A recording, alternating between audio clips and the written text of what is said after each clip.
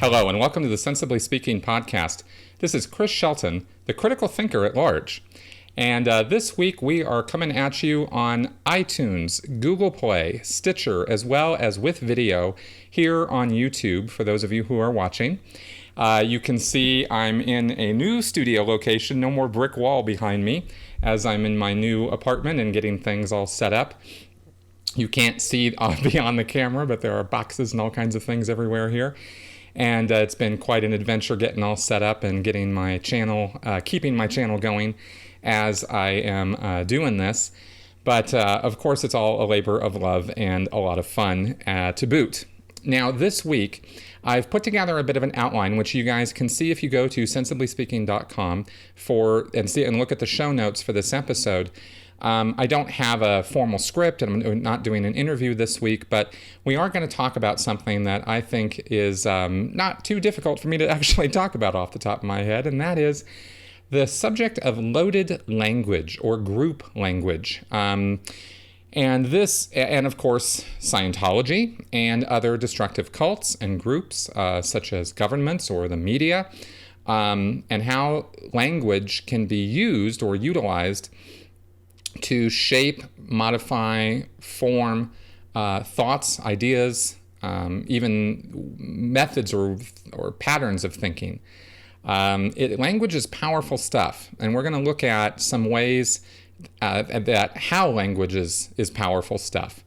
So first off, let's go ahead and look at a few things in terms of control mechanisms. And by control mechanism, this is a tricky thing because it starts, you start saying things like this, and some people might get the idea that we're talking about conspiracies and brainwashing and sort of, hard to believe things. But the fact of the matter is that we are subject to various mechanisms of control all the time.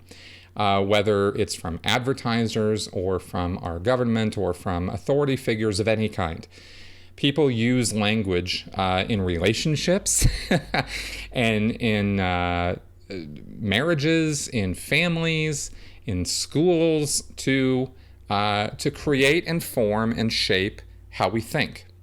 And when I talk about control mechanisms, especially with destructive cults, I'm talking about undue influence, which means the idea of using language without you really knowing that's what's going on or really being aware of what's happening. And that's when things get really tricky and can potentially get really destructive. In other words, not necessarily, things don't necessarily happen for your benefit or in your best interest. So it's a really good idea to know about this and be aware of how language is utilized around you all the time to get you to say and do and think certain things. And the more you know, the more aware you can be, and the more power of choice you have over your own thoughts and words and action. So, in terms of cult control mechanisms, there are actually quite a few. Loaded language is but one of them. There's also installed phobias and fears. There's the mechanism of confession and the use of guilt. Is just flat out deception or being lied to. There is the suppression of thinking for yourself, which sort of underlies maybe all of these things to one degree or another. There's also a thing called sacred science. This is a characteristic of destructive cults. The beliefs and regulations of the group are framed as perfect, absolute, and non-negotiable. The dogma of the group is presented as scientifically correct or otherwise unquestionable.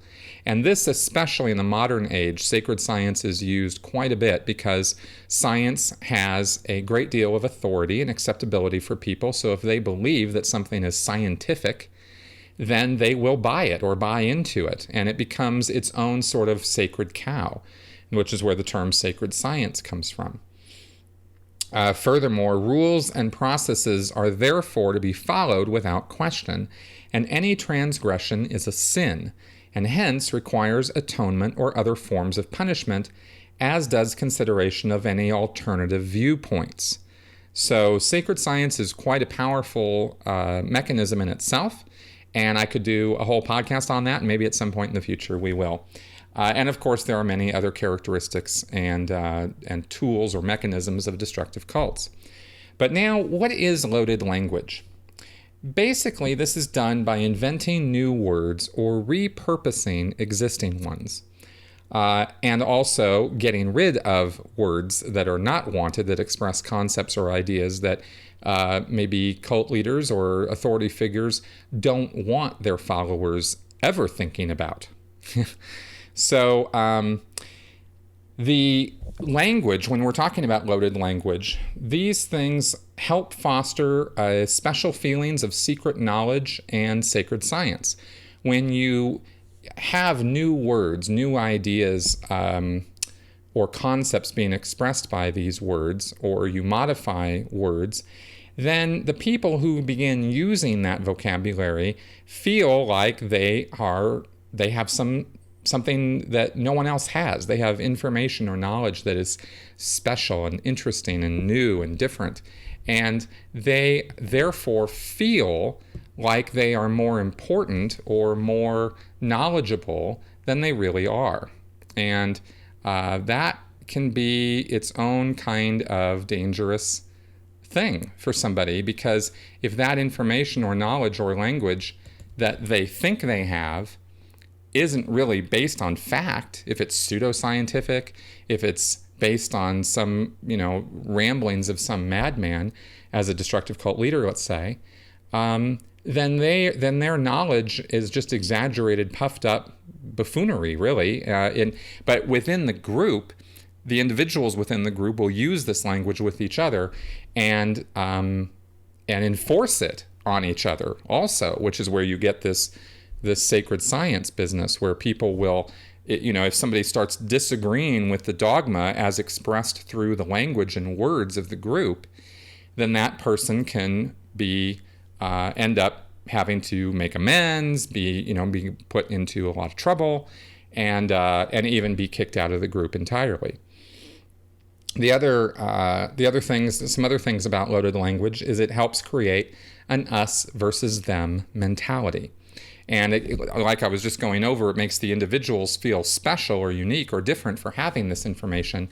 It also allows the individuals in the group to feel that people who aren't in the group, who don't have this special knowledge, who don't use this special language or these special words, are not as good as they are not as privileged, are not as honored or special or intelligent or wise.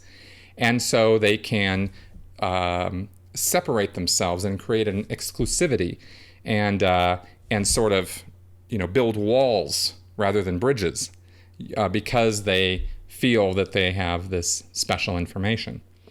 Another aspect of this is it helps the group members themselves feel closer and feel like they understand each other better, just between each other, right? Because these words are being used to express ideas or concepts that they understand between themselves. Whether these things are really based on fact or not, if everybody in the group thinks they are, then there's a certain degree of truth that builds up between the group members about these kinds of things. An example of this might be in Scientology, the concept of ARC, Affinity, Reality, and Communication. This is a very commonly used term in Scientology, and it becomes a part of the language where affinity, which is how much you like something or how close you want to be to something, reality is how much you agree with a thing, and communication is obviously being able to interact or interchange with another person or thing, and you combine these, and L. Ron Hubbard says that these three factors are what make up understanding. So Scientologists all agree that this is a universal truth, even though plenty of examples can be given that show that it's not. However, among Scientologists, they really believe that ARC and the ARC triangle equal understanding in all cases, without exception, and so they feel closer to one another when they say things like, I have a lot of ARC for you, right? Or, boy, there was really an ARC break there, meaning there was some cutting of affinity, reality, or communication, and therefore understanding between that person and somebody else. Yeah, I had a real ARC break with my wife. Instantly communicate something to another Scientologist that there is some kind of an upset or disagreement or fight, whereas out to anybody who's not a Scientologist, they have no idea what the hell you just said. So there is this degree of closeness that occurs because of this kind of language. And also, the special words and labels that come from these words become a substitute for understanding and critical thinking. And another example I can give of that from the world of Scientology is the label, and anybody who's followed my channel for any length of time or follows Scientology will have heard of this term before, PTS, potential trouble source. This becomes not just the description of a condition of a person who is connected to or in a relationship with someone to some degree that is a suppressive person, a person who is trying to do them in or do bad things to them or make them feel cowed or ill or bad. That's a suppressive person, right? And a suppressive person, if I'm Joe Scientologist and I am connected to, Steve Smith, and Steve Smith hates Scientology, then Joe Scientologist might start getting the idea that Steve Smith is a suppressive person. And if Steve Smith is complaining to Joe Scientologist about Scientology and telling him he's stupid for doing it, and why is he in that cult, and he really shouldn't be doing that, Joe Scientologist is going to disconnect from Steve Smith or somehow or another get Steve Smith out of his life, because Joe Scientologist is going to feel like he is a potential trouble source. He is PTS. And this is a label that's used in Scientology. And rather than trying to understand the situation or deal with what's going on with Steve Smith from Joe Scientologist's point of view, he'll just use this label, suppressive person. Oh, Steve Smith is just a suppressive person. And I don't want to have anything to do with Steve Smith because he's anti-Scientology. And so critical thinking goes out the window. Anything connected with Steve Smith is instantly bad, horrible, and awful. So really, the label, then the word that I'm using as an example here is suppressive person. But also, other Scientologists will look at Joe Scientologist, who is PTS, and if there's any trouble with Joe, if Joe gets into an accident, if Joe gets sick, if there's some problem with Joe, then of any kind, really, Joe, loses his job, his wife gets mad at him, whatever, any adverse condition that occurs to Joe, other Scientologists will not understand or think about what happened with Joe. They'll simply say, oh, he's PTS. And that's it. Oh, he's PTS. All right. Another example of this in the world at large would be, conservative, liberal, libtard, right? These labels that we use. These labels are a substitute for critical thinking and understanding, right? If you just label someone, oh, he's a libtard, then you no longer have to think about what they say. Nothing that they're saying has any effect on you at all.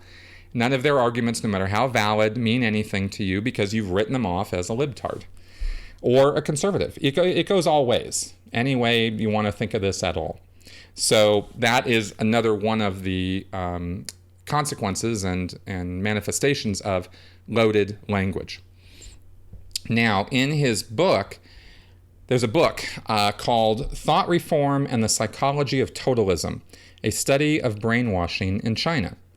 And the author, Robert Lifton, wrote, quote, "The language of the totalist environment is characterized by the thought-terminating cliché.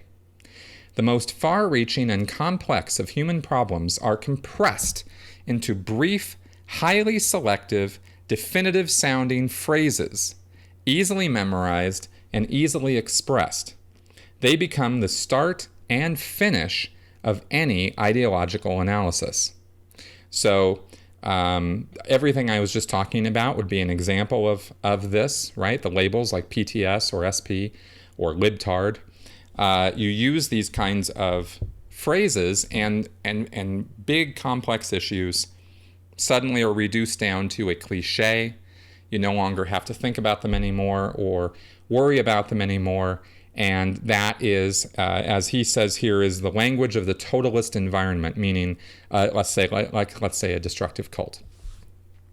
Also, for your interest and enjoyment out there, if you are a Scientology follower at all, Aaron Smith Levin on the channel Growing Up in Scientology has started a series specifically covering the exact words and phrases of Scientology and what they mean and how to use them, which is kind of interesting, and I would say would be a companion to this podcast as far as its usefulness in showing you more examples of loaded language in Scientology. I will be giving some examples later in this podcast of my own, but Aaron's videos are great on that. So now let's talk for a minute before we get into those examples about the relationship between language and thought. There's been a lot written on this, looked at on this, studied about this by neurologists, sociologists, psychologists, linguistics, professors, and students. Quite a bit of work on this. Noam Chomsky, as a linguistics master, has written whole books on the topic. There is an inextricable relationship between thought and language. These two things definitely go very closely together. We often think in words as well as express our thoughts through words to others and understand the world around us through language. Now, some people have said that language is the sum total of thought, and if you understand the language manipulation, language structures, then you can understand everything there is to know about thought. But I would heavily disagree with that assertion. I didn't go deep into this while studying and researching for this podcast, but I did note that was a thing out there. And I would sort of disagree off the cuff with that assertion because I think that there is more to what goes on in our heads and with our cognitive processes than just the words and language that we use. But they are, again, an inextricably tied relationship. They're very closely tied together. But for example, not everything that goes on in our internalized world is expressed in words, or even can be expressed in words. If you recall moments of your past, you're looking at imagery that may or may not be able to be easily expressed in words, but you're not thinking of them always in terms of just words or language. You see pictures, smells, sights, that sort of thing. So there's more going on in our thought and our memory than just language. Also, there are moments and times of intense feelings and emotion that are beyond our ability to express in language or words, or even symbols. They're simply an intensity of emotion, whether that emotion is anger or hate or fear or a kind of terror, or love, right? And I know, having felt all those things in my lifetime to a great degree of intensity, there'd be no words to express exactly how I feel and have felt at those times. And I am positive every one of you guys out there would say the same thing.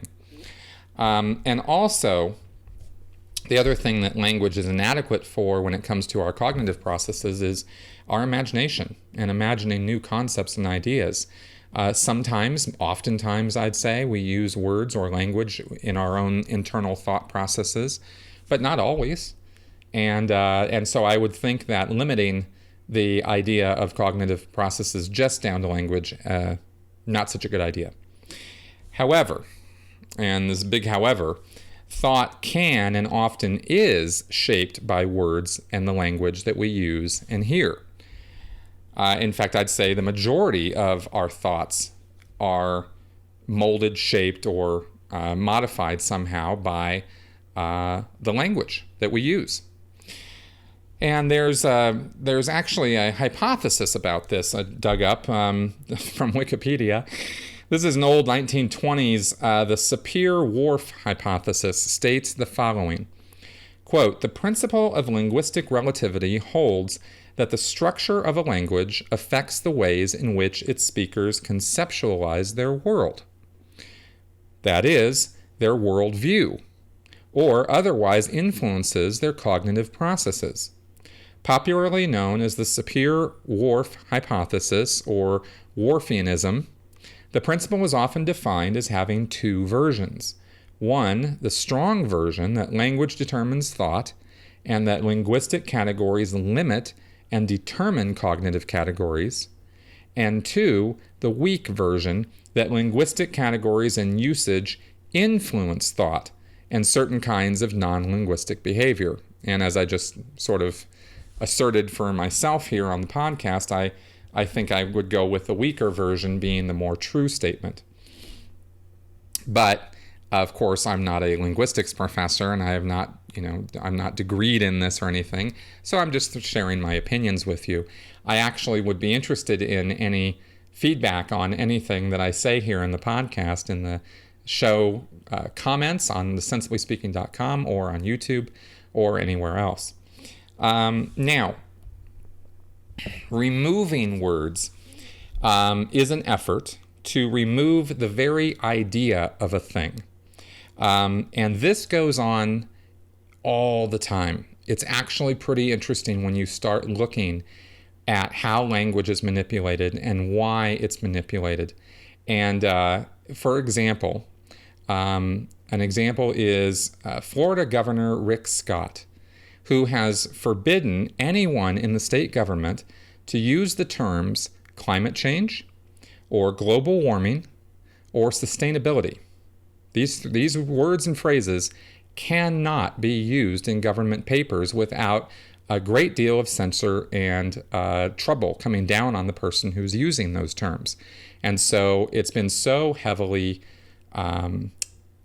edited out of the papers and writings and emails and letters and anything having to do with the Florida state government that in an effort to deny that climate change or man-made climate change or global warming is even happening, which is absolutely fascinating to me because Florida, the sea level rise alone threatens 30% of Florida's state beaches over the next 85 years.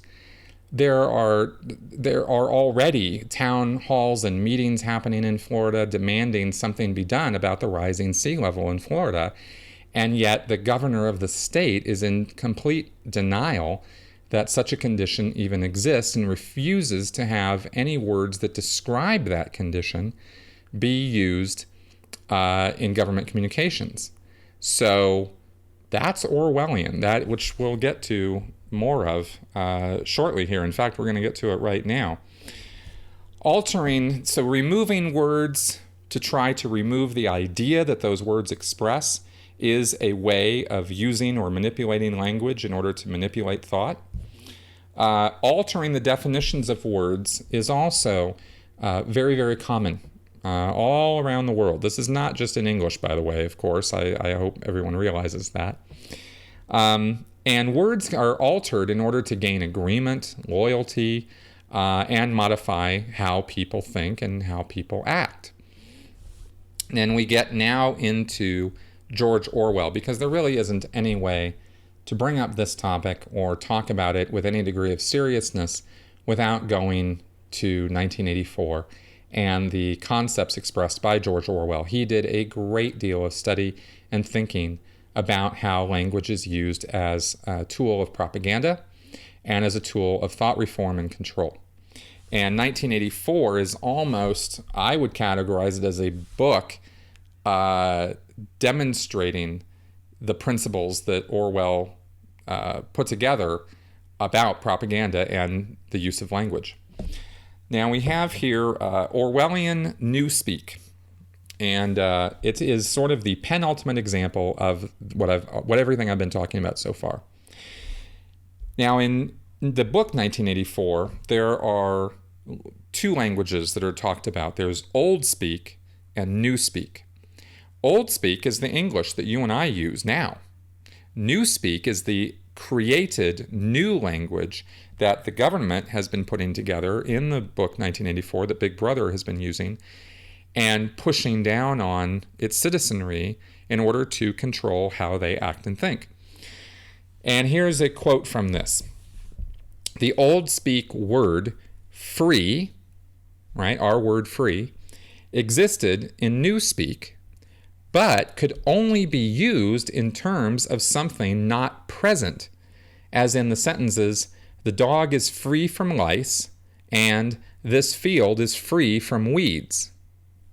Politically, the word free could not denote free will, because such a humanist concept does not exist in the society of Oceania, which is the country where 1984 happens. The linguistic design of Newspeak is for thought control by diminishment of the user's range of thought, which is realized with a minimal vocabulary of limited denotation and connotation. Hence, words such as crime think, which is a thought crime, double think, which is accepting contradictory beliefs at the same time, and ingsoc, which is English socialism, which is the government form as expressed by Big Brother in 1984. Goes on here. The purpose of Newspeak was not only to provide a medium of expression for the worldview and mental habits proper to the devotees of ingsoc, but to make all other modes of thought impossible. Its vocabulary was so constructed as to give exact and often very subtle expression to every meaning that a party member could properly wish to express, while excluding all other meaning and also the possibility of arriving at them by indirect methods.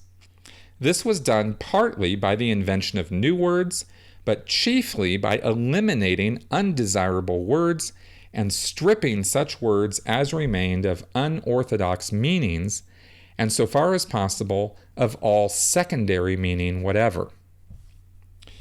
And there's a character in the book named Syme who discusses the Newspeak dictionary. And there's a quote here from the book 1984 where he says, by the year 2050, earlier probably, all real knowledge of old speak will have disappeared. The whole literature of the past will have been destroyed. Chaucer, Shakespeare, Milton, Byron, they'll exist only in Newspeak versions, not merely changed into something different, but actually contradictory of what they used to be.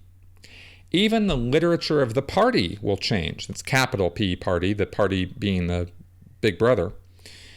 Even the slogans will change.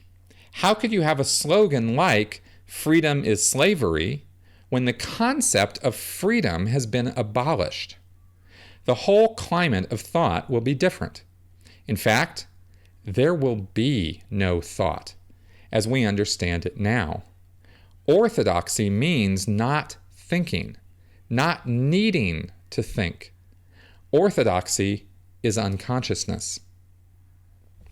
Now, Orwell was using this material on a whole society in this book, and the mechanisms and control systems to accomplish something like that and keep it in play for generation after generation simply haven't been invented yet.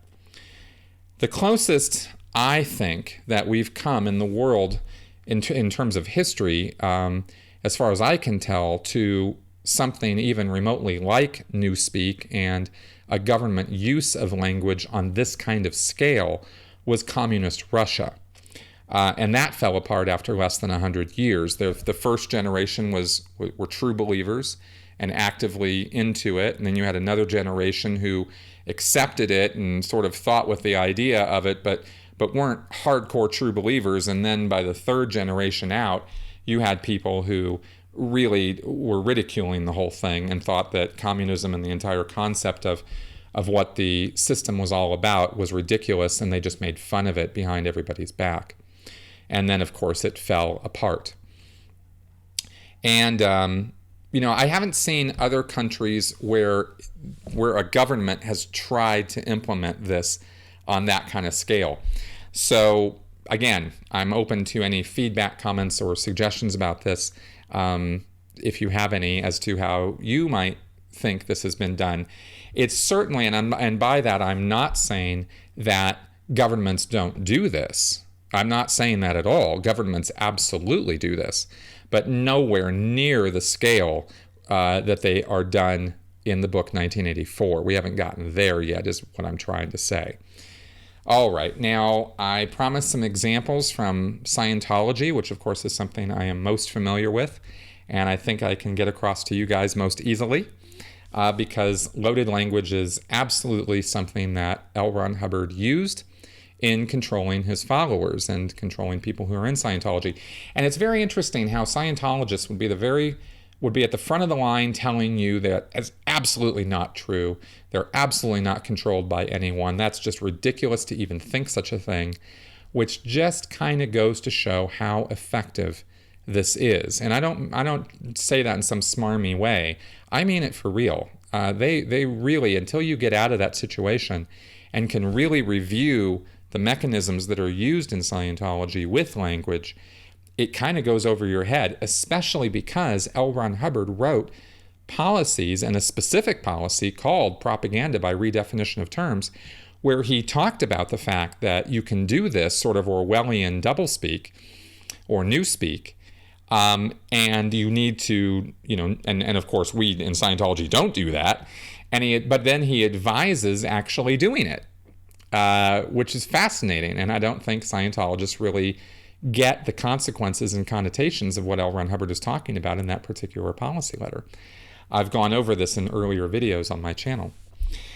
It's been said that Scientology actually has, as a destructive cult, more control mechanisms than any other destructive cult out there. And I think there's a good argument to be made for that. L. Ron Hubbard almost made a science out of it. The science of Scientology is very weak. It's extremely pseudoscientific. Its principles are full of holes like Swiss cheese, and it's all faith-based on the idea of the existence of a spiritual entity called a thetan. There's no proof of that whatsoever. It's all 1,000% subjective experience. But he did make a real science out of controlling people and controlling their thoughts and their emotions and reactions, and therefore their behavior. And he put a lot of emphasis. One of the mechanisms that's used is a lot of emphasis on the definitions of words.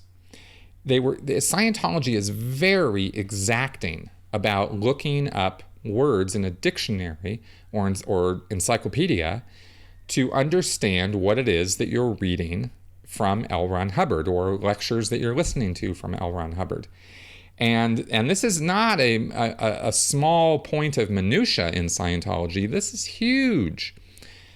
This is the single most important piece of information in L. Ron Hubbard's techniques of study, of how to study something, including, of course, studying his work. And he said it's very, very important that if you run across any word or symbol that you don't fully understand while you are reading or listening to him, that you grab a dictionary and you look it up. And not just look up the definition as it's used in the context that he's using it in, but you are actually to go through a method of what they call clearing the word, meaning clearing it, making it clear to yourself, making it understandable, making it known to you. You clear the word by first looking at the definition that applies to the context in which it's used, and then using that word in sentences in that same context until that makes sense to you. You go, okay, good, I get that definition. Then you go to the first definition or the earliest definition in the list of definitions, and you go through every definition and you do that exact same thing. using the word in sentences within that new, definitions context until that definition is clear to you, and then you go to the next one. And some words have upwards of 50 definitions. If you start looking up small common words of the English language like to, but, from, or, you're going to find these words have tremendous numbers of uses and definitions. And according to Scientology's word clearing techniques, you're supposed to clear every single one of those definitions if you look up the word. Including, then you get down to the bottom, you've gone through all the definitions, you go through all the idioms and synonyms, and then you go through you don't have to look up all the synonyms individually, I just mean you get an idea of what the synonyms for the word are. And then you look at the derivation of the word, where did it come from? And you clear that up as well. And that's all what's involved in clearing up these words. Or the same thing with symbols, of a little period or a semicolon or apostrophe or any symbol, the little caret over certain letters, these kinds of things. If you don't know what those symbols mean, you're supposed to look those up as well. So this has students of Scientology in dictionaries all day, every day. I mean, they're just fanatical about it. But the thing is that and also another thing I should make very, very clear here is that Scientology has its own dictionaries. There's a technical dictionary for technical words. In other words, words that L. Ron Hubbard uses in relation to the mind and life and the spirit and auditing and word clearing and all the procedures of Scientology. All of that has its own dictionary. It's a nice big thick dictionary. Then there is the admin dictionary, the administrative dictionary, which defines specialized definitions for all of the administrative and organizational concepts and words that are used. And there are hundreds of them. So these two dictionaries constitute the glossaries, so to speak, of Scientology. And some of these words have multiple definitions. And these were put together and compiled based on or from L. Ron Hubbard's works, where he would define these words or redefine regular English words into new words, exactly as I've described here. And you would clear those words the same way, only you would use the Scientology technical dictionary or admin dictionary if those words were being used in a Scientology context. So Hubbard demanded that this be done by all students of Scientology because he, of course, on one end, it's a good thing to understand what you're reading. So you can look at that and go, well, what's wrong with that? There's nothing wrong with that. Why is that a problem?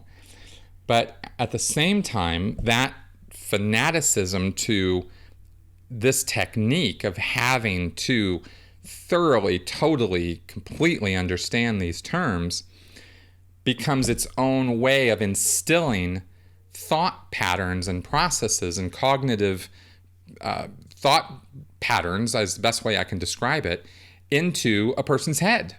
They do it themselves through the techniques of the word clearing. And in a Scientology course room or classroom, when you're doing classes in Scientology, you do them at your own pace. And there are people who are trained in Scientology, staff members, who will sit with you and clear up these words with you or use various techniques to find what words you don't understand by spot checking you, by having you read it out loud. There's many, many methods in Scientology of finding and looking up these words to make sure you really get it. In fact, there are 9 forms of word clearing methods to find what words you don't even know that you don't know. They use the e-meter for some of those techniques. They use reading aloud for one of those techniques where you sit across from somebody and read the text out loud. And if you stumble, fumble, cough, anything while you're reading, if you do anything except read the text at a nice, smooth, easy pace, then you're stopped and you're asked, what word did you not understand there? Is there some word or symbol there you didn't fully understand? And you're made to find one, because if you stumbled or mumbled or messed up, there must be something there. And you look it up, and you find it, and you look it up, and you sit there and go through that whole procedure I just described. So when I say that this is a very formalized technique, I'm not kidding. So let's look at 3 words that are used in Scientologies, which are redefined terms. And let's look at some of the consequences of how that, of what that creates in a person's head. A real easy example to start with that is not particularly traumatizing is the word engram. E-N-G-R-A-M. And Hubbard grabbed this word early on, actually. He didn't, I think it took him a little while to kind of twig on the fact that language was something that could be used in this fashion. With the book Dianetics, The Modern Science of Mental Health, he does grab up some English words and use them, and the word engram is one of them. Its English definition is the following. A hypothetical permanent, I'll give it again. A hypothetical permanent change in the brain accounting for the existence of memory. In other words, a memory trace. So that's the English definition. It's a hypothetical expression. It's not used that often. So Hubbard grabbed it up when he wrote Dianetics, and he said an engram in Dianetics and Scientology, 2 definitions here. 1, a mental image picture, which is a recording of a time of physical pain and unconsciousness. It must, by definition, have impact or injury as part of its content. And he then says in another definition in another place, a complete recording down to the last accurate detail of every perception present in a moment of partial or full unconsciousness. Okay, so an engram is basically, I come along and I hit you over the head with a pole and you fall down and you're unconscious. Well, according to Dianetics theory, your mind is still recording what's going on even if you're passed out. You might not see because your eyes are closed, so there's no sense of perception of sight, but there's still sound, touch, weight, all kinds of other senses that are recording what's going on subconsciously into a part of the mind called the reactive mind. That incident, if from beginning to end of the unconsciousness and the pain connected with it, and every perception connected with that incident, is recorded and is called an engram. And in Dianetics, the whole point of Dianetics actually is to find and eradicate those engrams, which are recorded in a part of your mind that is subconscious and doesn't, in other words, below your awareness. You're not aware of this. You can't remember these things. But you, through the Dianetic techniques, you regress to these times and recall them and go through them, you relive them. And that is supposed to remove the pain and trauma of the engram. And it's supposed to make it no longer an engram. And, that memory now no longer traumatizes you or causes you stress or anxiety. That's basically Dianetics in a nutshell, what I just said. So that was a word that Hubbard repurposed for his use. Now, here's an example of a word or a phrase, actually, that has been absconded with in Scientology in order to change thought and behavior. And that term is critical thinking. The English definition of critical thinking is the objective analysis and evaluation of an issue in order to form a judgment. It's a good thing. Critical thinking is what has certainly saved my life and my sanity after getting out of Scientology. And I've embraced critical thinking as a subject of great importance and talk about it quite a bit on my channel here in my podcasts and in my videos. But in Scientology, critical thinking or critical thought is a very bad thing. And it doesn't mean what it means in English. Hubbard has changed the definition of critical thinking or critical thought to mean this: a symptom of an overt act having been committed. And you go, okay, what's an overt act? An overt act is a moral transgression of some kind. If I steal from you, I have committed an overt act. This is an expression used in Scientology also, an overt act. It's kind of a made-up term, but it's something that you do or fail to do. It can be omission or commission. That is against your morality or the law, against your agreements with other people. So, if you're in a relationship and you get married, let's say, or you're in a romantic relationship, you both agree that you're not going to be, trolling around with other people. So if you go off and troll around with somebody else behind the back of your spouse or partner, that would be an overt act because you're violating the agreement. The morals of the relationship are that you won't do that, and yet you go do it. So that's an overt or an overt act. So what Hubbard says is that when a person has done that, one of the symptoms, one of the ways you'll be able to tell that they do that is they get critical. They start criticizing the target of the overt. In other words, if I cheated on my spouse, I would start complaining about her. I'd start criticizing her. I'd start being mean towards her. Now we see this. This is not necessarily some new observation on Hubbard's part that this goes on. But Hubbard said that this is where it goes into some really crazy stuff. Hubbard said that most criticism is justification of having done an overt. There are rightnesses and wrongnesses in conduct in society and life at large, but random carping criticism, when not borne out in fact, is only an effort to reduce the size of the target of the overt. Okay, so another way he puts it here is criticism is a hope that they can damage, and that's what a criticism is, with an inability to do so. So, okay, fine. So you have another expression in Scientology, I'm just going to throw these out at you here, is natter, which is another term used in Scientology for somebody criticizing or being critical. Hubbard said sometimes people who have big overts become highly critical and get in a lot of snide comments, and such natter, he says, always indicates a real overt. Okay, so in the world of Scientology, if you're complaining about anything, really, within the world of Scientology, as it relates to Scientology, they're going to look at you and say you have overts. They're not going to look at the target of your criticism and say, oh, you got a good point there. They're going to say, hey, buddy, you're nattering. You have overts. So get the consequences of this now.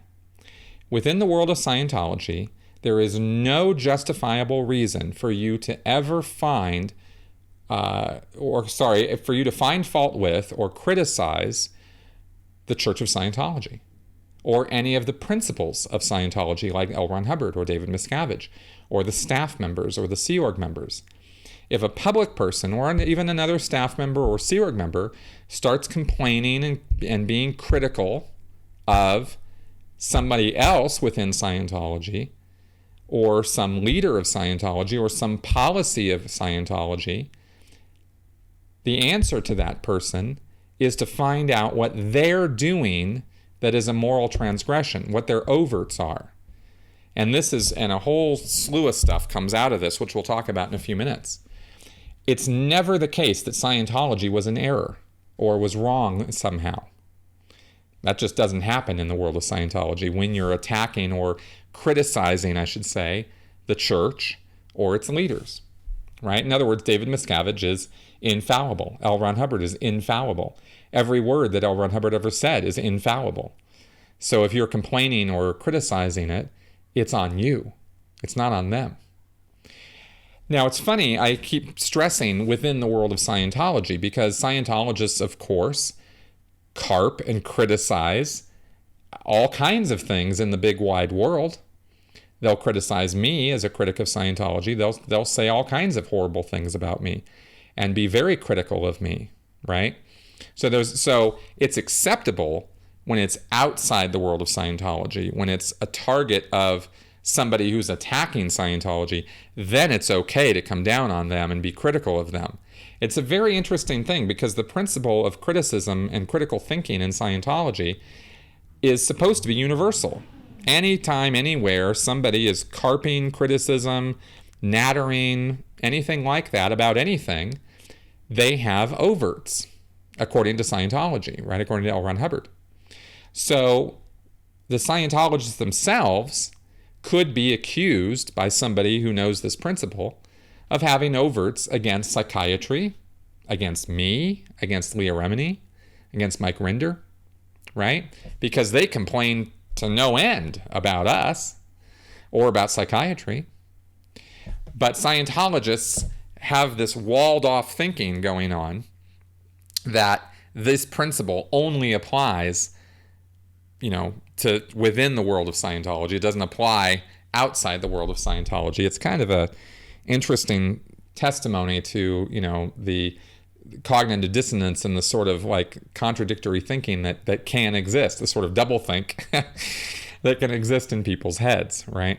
But this is an example of language in Scientology, because there is no critical thinking in Scientology according to the English definition. You will never hear a Scientologist talk about critical thinking as an objective, reasoned analysis of something. If somebody is being critical in Scientology, it only means that they are criticizing. That's the definition that's used, and there is no other one. So you can now understand why it is that when I came out of Scientology, for example, in 2012, I did not think of or ever hear of or know about critical thinking as a subject. So it was a whole new world for me, because I'd grown up with this other idea of critical thought and critical thinking. And that is how Scientologists think and act on that with in regard to that word. And so because of the redefinition of critical thinking and critical thought and criticism in Scientology, they've done away with the whole concept of critical thinking as you or I might now think of it. And that's a big one. That is not a small thing to be able to accomplish. But that is what happens in the world of Scientology, is when you enter into that world, all ye who enter here abandon critical thinking, because it becomes a no-no in the world of Scientology to be critical. That's the power of language to the thinking processes of a Scientologist. Now let's go into another example which is even more powerful. And this is the definition of responsibility. In English, the word responsibility has multiple definitions. For example, the state or fact of having a duty to deal with something, or of having control over someone. Another definition, like an example of that would be women bear children and take responsibility for childcare, is the example that I got from the dictionary. Another example, or another definition of responsibility in English, is the state or fact of being accountable or to blame for something. An example is the group has claimed responsibility for a string of murders, right? They did it. Another definition in English is the opportunity or ability to act independently and make decisions without authorization. And an example there is we would expect individuals lower down the organization to take on more responsibility. All right, now, in the world of Scientology, in 1951, L. Ron Hubbard wrote a book called Science of Survival. It was the second book that he wrote after Dianetics. And his definition of responsibility in that book was actually rather sensible. He said that responsibility is the area or sphere of influence the individual can rationally affect around other people, life, matter, energy, space, and time, and the general environment. Okay, so the area or sphere of influence the individual can rationally affect around other people, life, etc. Okay, fairly sensible idea. It sort of amalgamates or combines ideas from some of those English definitions, and it's not really anything to get all up in arms about or get our panties in a twist about. But then in late 1951, I think it was August or September or so, L. Ron Hubbard wrote a book called Advanced Procedure and Axioms. And this book came out with Advanced Procedure was a new auditing process, and axioms were fundamental principles of Scientology, which Hubbard, or of Dianetics at the time, which Hubbard wrote out in a format that turns out was an exact duplicate of something Aleister Crowley had done, or Crowley, sorry, Aleister Crowley had written in his book of law. I found years later after I got out of Scientology. Crowley wrote a bunch of axioms, and Hubbard just copied him, which I thought was absolutely fascinating. But here is where, in this book, there's a chapter on the subject of responsibility.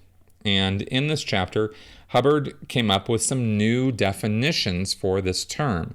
And this is where things take a very sharp right turn. The first definition, or the first expression of this idea of responsibility is this: the ability and willingness to assume the status of full source and cause for all efforts and counter-efforts on all dynamics. Now, in Scientology, dynamics are aspects or areas of life, like yourself, your family, your job, or groups you're involved in, ever expanding outward to infinity.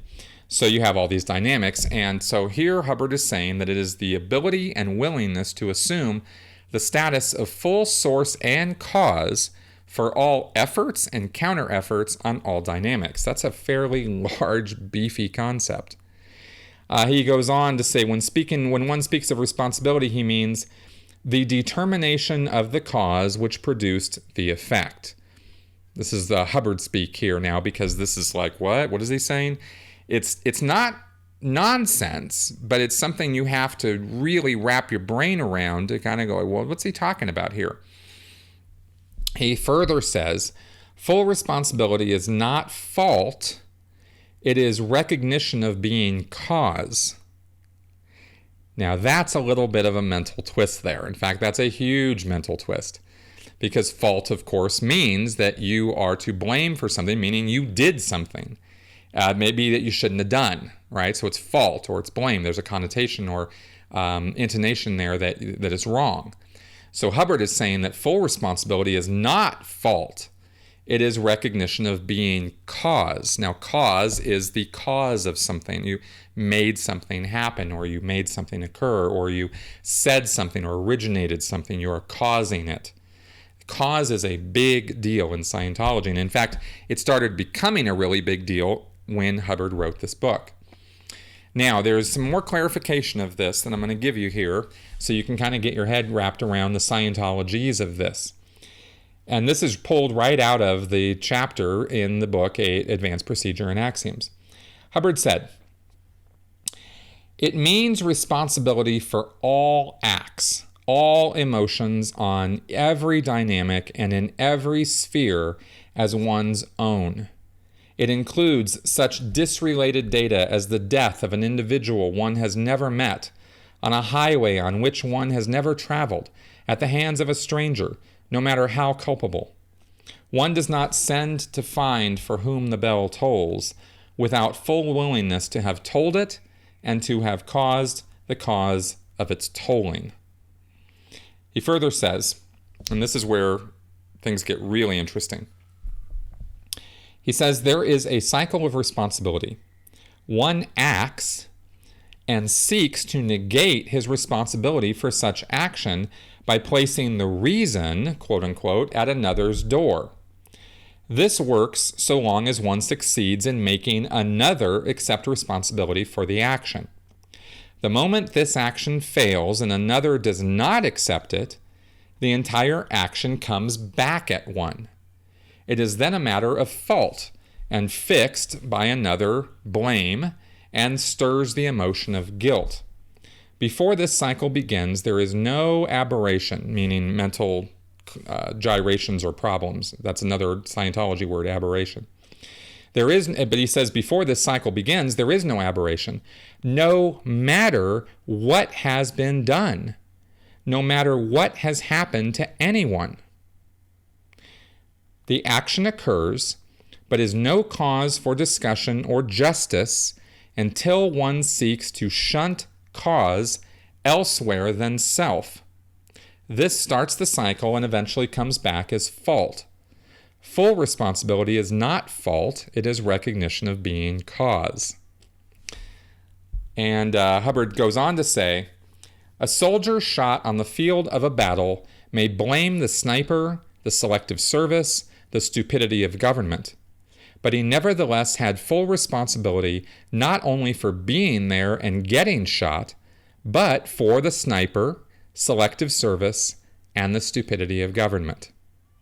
So you kind of get this very inclusive, all-inclusive concept of responsibility being you being cause of everything and anything that ever happened anywhere in the universe.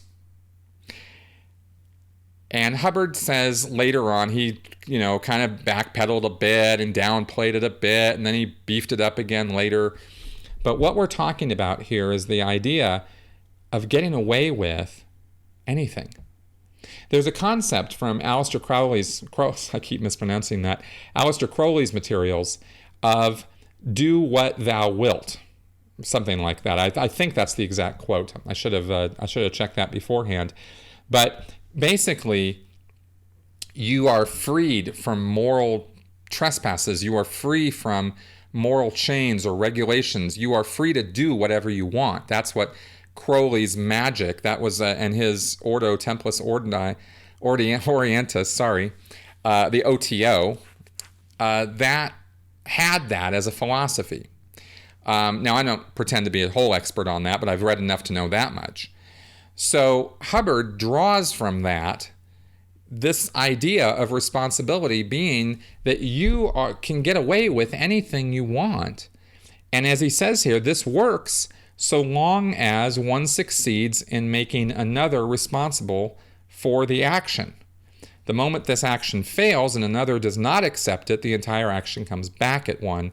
It's then a matter of fault and fixed blame and the emotion of guilt, and stirs the emotion of guilt. Before this cycle begins, all this blame and shame and guilt, he says, before this cycle begins, there's no aberration, no matter what has been done, no matter what has happened to anyone. So I know, and this being a podcast, that I'm reading this to you, but I hope you're getting the idea that Hubbard is saying here that you can get away with anything you want and not have to feel guilty, not have to feel at fault, not have to feel blame. And he even uses the word justice here later. There is no cause, the action occurs, but is no cause for discussion or justice until one seeks to shunt cause elsewhere than self. So as long as you're willing to say, yeah, I did it, there shouldn't be any reason at all for you or anyone else to ever make you feel guilty or blame, shame, and regret or any of that. And that would include murder, theft, or anything else. And I think that this gives insight into Hubbard's thinking processes of his own and how he justified lying, for example, to anybody and everybody at the drop of a hat whenever he wanted to, taking money from anybody whenever he wanted to for whatever reason, because he did that quite often, including ripping off his own organizations all the time, et cetera, et cetera, et cetera. And this was in 1951, mind you. And if you look at the history of Dianetics and Scientology, you will find that in 1951, L. Ron Hubbard was in a whole lot of trouble. So his thinking was very much going to justifying and rationalizing why he could do the things that he did that get him in trouble. And he was still thinking that he was being fully responsible, when in fact, by anybody else's standard of responsibility, L. Ron Hubbard was being the most irresponsible person you could possibly imagine. So interesting stuff, how black becomes white through the use of language and redefining terms. And this stuff was really not well received when Hubbard put this out in 1951, and he kind of put it away. He lectured about this, and people heard him and said, what? And they didn't really understand it, or they did understand it and thought, no, that's not right. And he put it away until 1960 when he hauled it all back out again. And by 1960, he had 9 more years to build up the Church of Scientology and a following that was international in scope. And then he used this definition of responsibility to enforce a moral code that he wrote on people in the world of Scientology and get them. He started then using the mechanism of confession through security checking, is what he called it, where he was using the e-meter to get people to tell their moral transgressions. Up until 1959 and 60, that wasn't part of Scientology really so much. In 1960, it became a major part of Scientology. And Hubbard used this idea of responsibility to enforce on his followers that if they weren't being cause, and if they were trying to withhold what they had done, that they were never going to make it to be truly spiritually free. And therefore, they had to confess to him or their auditors, their counselors in Scientology, every bad, horrible, salacious thing they'd ever done. And this became a thing called sect checking in Scientology at that time. And of course, the auditors or counselors would write down on paper as a record of the session all the things the person told them that they had been up to.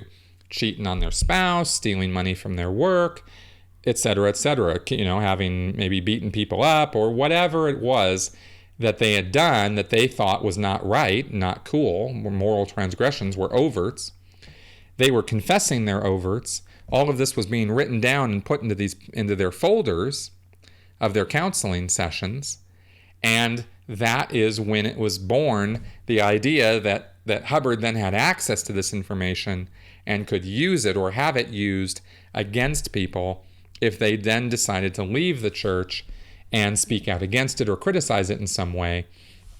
And this was also the period of time when the whole thing about criticism and critical thinking entered into the world of Scientology as a redefinition of critical, meaning a bad thing in the world of Scientology.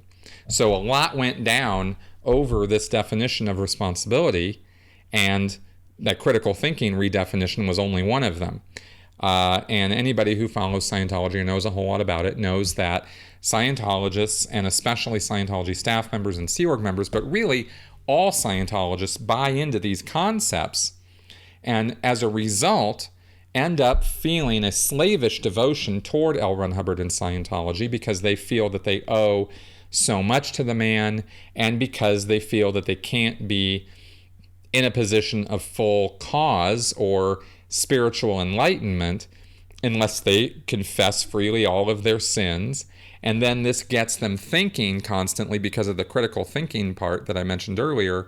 It gets them very introverted and guilty over any little thing that the church can come down on them for and make them confess to. So even outside of a confessional, a sect check, I should say, not a confessional, because it's really, that's another Scientology word that they've absconded with from the Catholic Church to try to make them sound more religious when it really isn't the right word to use. In their sect checking, when Scientology is sect checking someone, they pull these overts, but it gets a Scientologist into a frame of mind 24/7 of not doing anything or even thinking anything that the church might think of as critical thought about the church or about its principles or its leaders, because they know that the next time they go in for an auditing session or a sect check, they're going to have to confess this stuff. And so it becomes this self-policing mechanism, all from responsibility and the language of Scientology. I hope I'm making that clear. So this is, and there's a whole bunch of other, by the way, consequences of this. I mentioned the sort of self-flagellation and the blame, shame, and regret that occurs. And yet at the same time, it's fascinating because there's all of that ugly stuff. And at the same time, within the heads of Scientologists who are, giving over all their sins and whatnot, there's a feeling that this, because they're taking responsibility, they are achieving spiritual freedom and immortality. And so they become almost delusional, I should say, maybe not even almost, about their own sense of spirituality and self-importance. And it's quite interesting how these two things push and pull within the psychology and the thinking processes of of Scientologists, right? And I, of course, am speaking about all of this from my own experience, as well as having spoken with and known many, many other Scientologists over 27 years of being involved with it, and 4 years after coming out of that situation and having talked to people who have recovered from the cognitive minefield that L. Ron Hubbard put in their heads through the use of language, just through language alone. So pretty interesting stuff and pretty dangerous stuff. And so I really want to highlight to you now, as I wrap this podcast up now, that the importance of language is something to keep in mind all the time. We are communicated at all day, every day, right? Through media, through other people. The words that the media and politicians use specifically are very carefully thought out. They're not accidental. And they are intended to create an effect in us and make us think and act in certain ways. And if you examine how you're communicated to, what words are used to communicate to you, how those words translate in your own experience and in your head, and what associations those words have, and the various thought processes that those words set in motion in your head. You know, if I say libtard to some people, a whole train of thought comes to mind. If I say the word conservative to some people in the political sphere, a whole train of thought rolls out, and all these attitudes and ideas and emotions and various things can come to mind just from a word. So the importance of this really cannot be overstated. And I wanted to point out with some specific examples how this is used within the world of destructive cults, but also stress to you all how this is used in the big wide world outside of destructive cults, because the mechanisms are the same. All right. I hope that this has been educational, informative, and entertaining to you. And I hope that you will support this channel and my efforts here, either by joining me on my patreon.com or through PayPal, or however else you might want to show me some love. And as always, please share this video far and wide across the interwebs, and give me, some likes and shares and whatnot on YouTube. But most important of all, please use this information in your life to, try to make it a better one, and maybe make the world a better place. And I hope that doesn't sound corny, because I don't mean it that way. Thanks a lot for coming around, and I will talk at you guys next week. Bye-bye.